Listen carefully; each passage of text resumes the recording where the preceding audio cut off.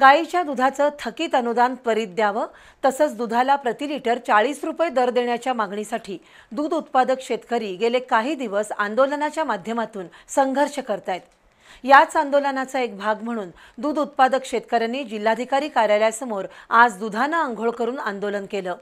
यावेळी आंदोलक आणि पोलिसांमध्ये जोरदार झटापटही झाली। गाईच्या दुधाचं थकीत अनुदान त्वरित मिळावं, तसंच गाय दुधाला चांगला दर मिळावा यासाठी दूध उत्पादक शेतकरी संघर्ष करतायत। गेल्याच महिन्यात शिवाजी पुलावर रस्त्यावर दूध ओतण्याचं आंदोलन झालं।